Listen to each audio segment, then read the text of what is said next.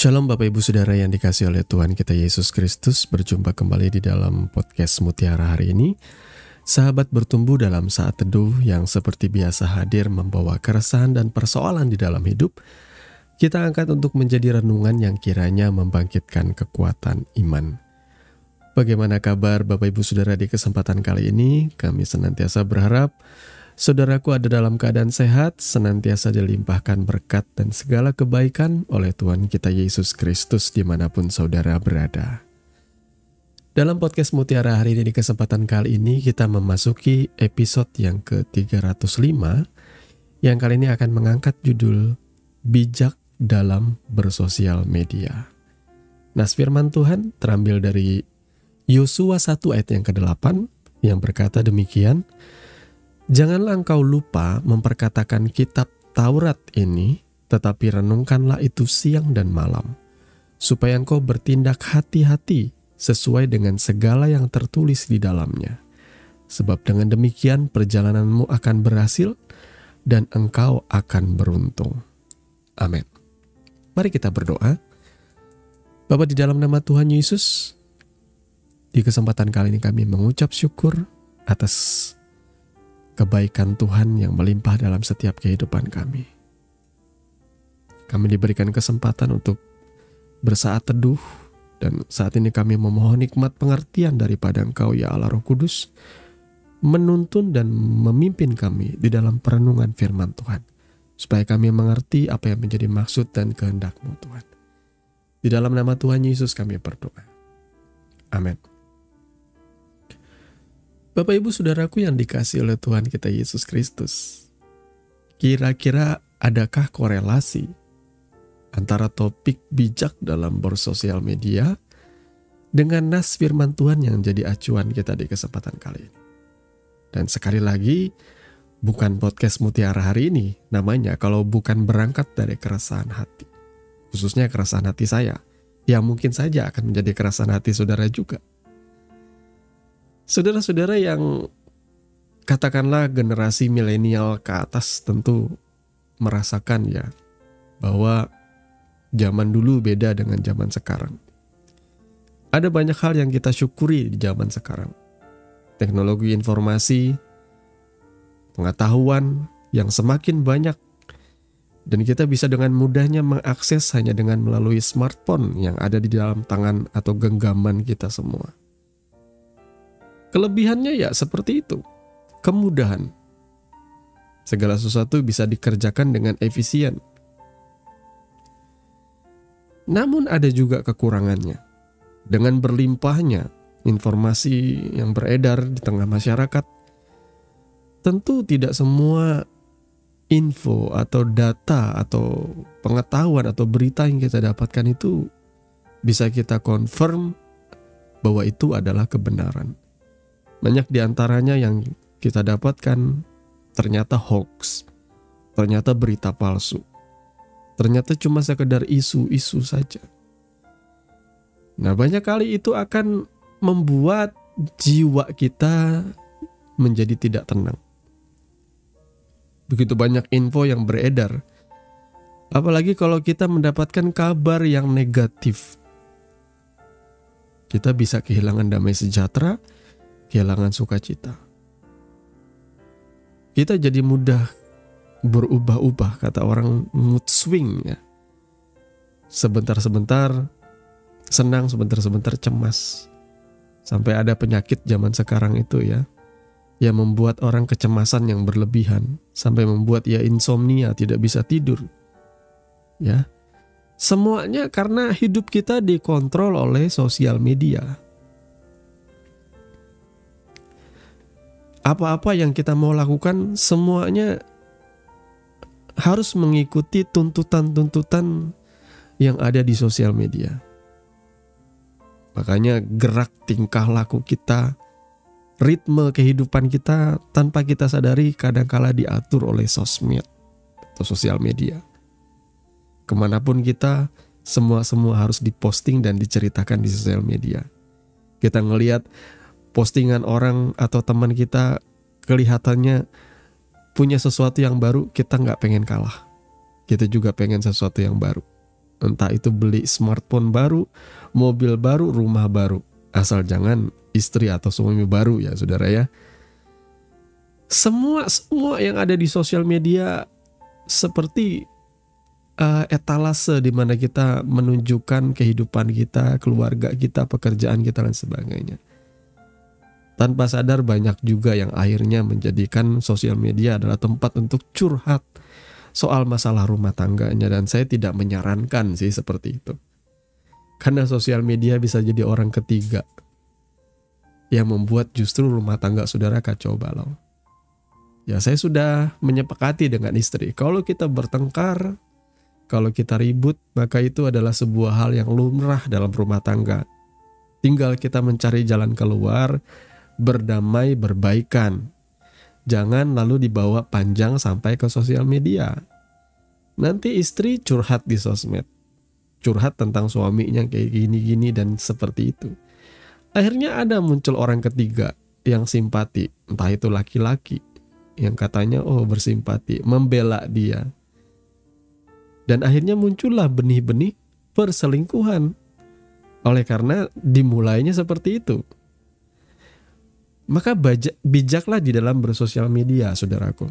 Lebih baik segala hal yang bisa saudara curahkan, jangan dicurahkan semudah itu. Saudara tuangkan di dalam sosial media. Curahkanlah kepada Tuhan saja. Di dalam doa, di dalam ucapan syukur. Karena saudara, setiap rumah tangga saya percaya dipersatukan oleh Tuhan, dan maka kita harus kembali kepada Tuhan untuk mencurahkanlah isi hati kita, persoalan kita yang berkenaan dengan rumah tangga saudara ya. Percayalah Bapak Ibu Saudara, ketika saudara bisa mengekang diri untuk tidak mudah curhat di sosial media, rumah tanggamu pasti akan terselamatkan. Ya. Jadi saudaraku, bijaklah bersosial media. Zaman dulu di era 80-90-an orang hidupnya bisa panjang umur karena mereka tidak terlalu banyak yang membebani pikiran mereka. Karena teknologi informasi masih belum begitu bisa dan mudah dinikmati oleh semua orang, walaupun ada plus minusnya di sini saudara ya. Tapi setidaknya orang di masa lalu nggak terlalu banyak pikiran-pikiran negatif ya, nggak seperti zaman sekarang. Sedikit membaca berita, ribut soal agama, ribut soal pilpres, ribut soal pilkada, perbedaan calon yang dipilih, ribut bertengkar dengan keluarga, ribut soal perang Palestina Israel, ribut lagi soal debat antar agama. Semuanya ketika kita masuk ke dalam dunia sosmed tidak membawa damai sejahtera dalam hidup kita. Yang adanya kita ikutan marah. Banyak orang-orang yang jadi aktif di dalam sosial media, kadang mereka nggak mikir. Bahkan ketika saudara menulis komen, apa gunanya? Komen-komenmu hanya membuat kreatornya yang semakin viral. Saudara tetap tidak dianggap. Dan bagi saya, orang yang masih punya banyak waktu di sosial media, membuat komen-komen berdebat di sosial media, ujung-ujungnya ya saudara akan dianggap pengangguran. Lebih baik saudara alokasikan, saudara peruntukkan waktu saudara yang ada itu untuk sesuatu hal yang lebih produktif. Bekerja, memperhatikan keluarga lah. Karena buahnya jelas. Setelah kita ribut di sosial media, entah itu berdebat, entah itu ribut soal apapun juga. Karena banyak ya di Facebook orang bisa ribut melihat video berdebat tentang sebuah wacana dan sebagainya, berdebat soal IKN lah, berdebat soal pilpres lah, berdebat soal pemerintah lah dan sebagainya. Bagi saya hanya orang-orang pengangguran yang punya banyak waktu ngurus yang seperti itu. Kalau saya lebih baik ngurus kerjaan, jelas uangnya dapat, bisa untuk kehidupan sehari-hari, bisa bikin keluarga bahagia.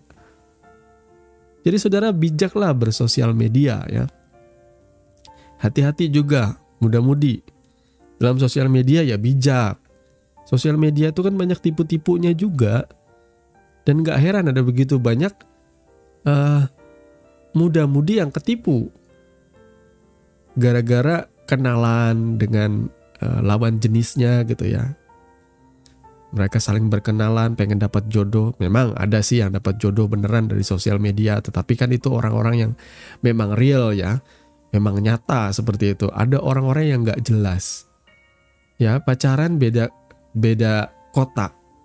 Saudara, tidakkah saudara mencurigai? Belajar ya bersosial media bijak tuh gini, telusuri segala sesuatu. Ada banyak kasus orang yang menjalin cinta lewat sosial media, ternyata penipu.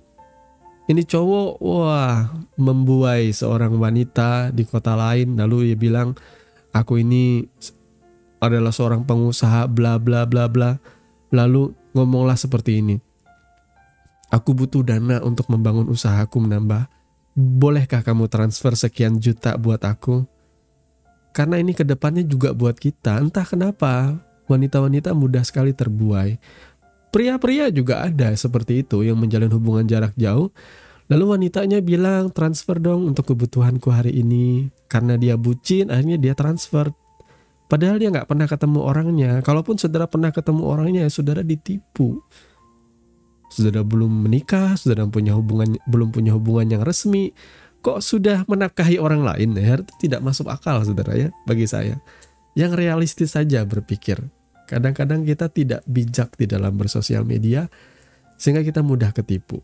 Sosial media juga banyak hari-hari ini yang namanya hacker, cracker, yang bisa mengambil alih akun orang.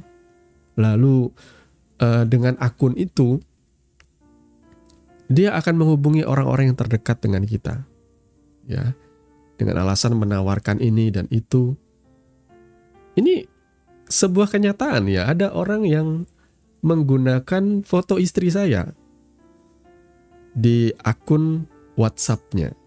Dia pakai foto istri saya, lalu menawarkan seperti investasi emas, seperti itu. Dia menawarkan, dan entah kenapa teman istri saya ini juga tidak cek dan recheck ya, tidak memastikan, tidak menelpon, dia percaya saja, dia transfer uang sekali, 2 kali, sehingga total sekitar 7 juta ia transfer. Mungkin kita akan gregetan dengan hal ini ya, tetapi bagi orang yang tidak bijak dalam sosial media, mereka akan mudah seperti kena hipnotis, seperti kena gendam seperti itu. Tapi sebenarnya enggak seperti itu juga sih. Mungkin karena dia diyakinkan. Saya juga pernah ada orang menyamar jadi saya, lalu chat teman saya, dia menggunakan bahasa yang hanya saya dan teman saya yang ngerti. Entah bagaimana, mungkin ada pembobolan data dan sebagainya, entah bagaimana caranya saya juga nggak tahu, atau dia memperhatikan obrolan antara saya dan teman saya ini, istilah-istilah yang kita pakai. Hati-hati saudaraku, jangan mudah ketipu ya. Saya kadang sama teman saya suka panggil John seperti itu, padahal nama teman saya itu bukan John ya, tapi karena di dalam bahasa daerah kami itu ada satu panggilan akrab namanya Bojon seperti itu ya. Jadi saya suka panggil teman saya John seperti itu.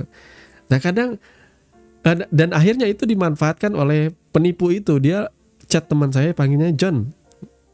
Seolah-olah ini saya beneran ya. Padahal mungkin saja dia memperhatikan sosial media kita. Kemudian ia mulai melihat ada semacam panggilan akrab dan sebagainya. Lalu dia hubungi teman saya atau teman saudara. Dia bisa lakukan seperti itu. Maka berhati-hati saudaraku, jangan mudah ketipu. Bijaklah dalam bersosial media. Nah solusinya apa? Dengan begitu banyak hal lagi yang tidak saya sempat sampaikan di sini, saya ingin Bapak Ibu Saudara bijak dalam sosial media. Begitu banyak kerusakan-kerusakan yang diakibatkan oleh sosial media hari-hari ini, yang sudah sebutkan tadi ya, membuat orang jadi mengalami kecemasan yang ekstrim, membuat jiwanya jadi gundah gulana. Karena apa? Karena poinnya, saudara terlalu banyak memasukkan sampah informasi-informasi yang silih berganti, yang lalu lalang di sekitar kita, yang gak jelas sumbernya, yang gak jelas kebenarannya. Kenapa tidak kita fokus kepada satu hal yang pasti? Seperti apa yang firman kita baca hari ini, Yosua 1 ayat 8. Janganlah engkau lupa memperkatakan kitab Taurat ini, tetapi renungkanlah itu siang dan malam, supaya engkau bertindak hati-hati sesuai dengan segala yang tertulis di dalamnya. Sebab dengan demikian perjalananmu akan berhasil dan engkau akan beruntung. saya dan saudara didorong supaya mengisi pikiran kita, hati kita dengan kebenaran firman Tuhan. Saudara perlu perhatikan di sini ya, bahwa kalimat yang disampaikan ini sejatinya disampaikan oleh Musa, Nabi Musa, bagi Yosua bin Nun. Ya, Yosua bin Nun itu adalah hambanya Musa. Bisa dibilang sebagai anak didiknya Musa lah.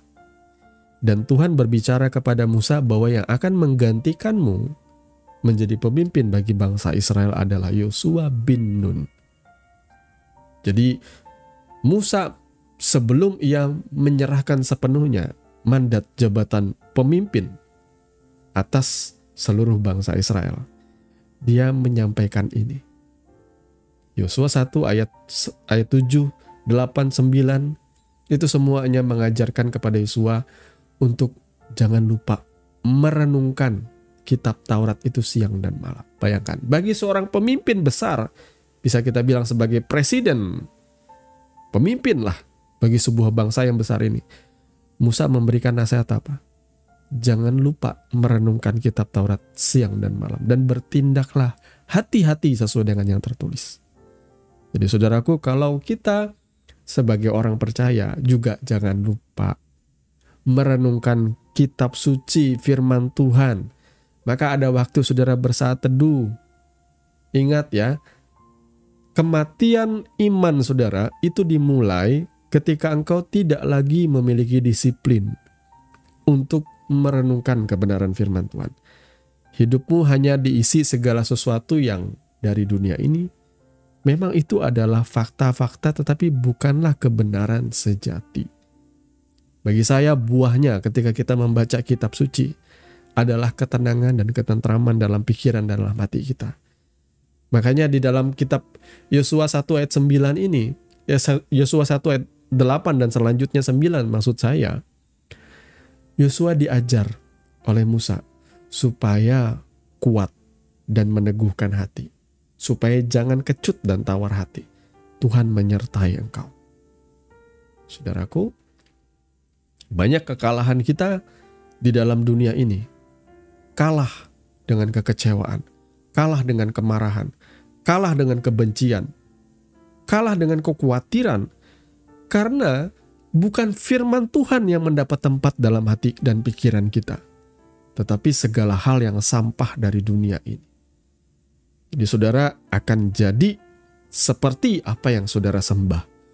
Kalau kau memberhalakan, menyembah hal-hal yang ada di dunia ini, kesenangan dan sebagainya, engkau akan jadi serupa dengan dunia ini. Tetapi kalau engkau menyembah Tuhan Allahmu yang sejati, kau merenungkan firman-Nya dan siang dan malam, maka engkau akan memiliki sikap yang sama seperti Kristus. Engkau akan bertindak hati-hati sesuai dengan segala hal yang tertulis. Engkau tidak mudah tertipu. Engkau tidak mudah terombang-ambing atau terbawa dengan arus sosial media. Engkau akan menjadi seorang yang real, seorang yang origin, ya, seorang yang asli, ya. Bukan orang yang ikut-ikutan, saudara ya. Mari Bapak Ibu Saudara yang kekasih, kita bijaklah di dalam bersosial media.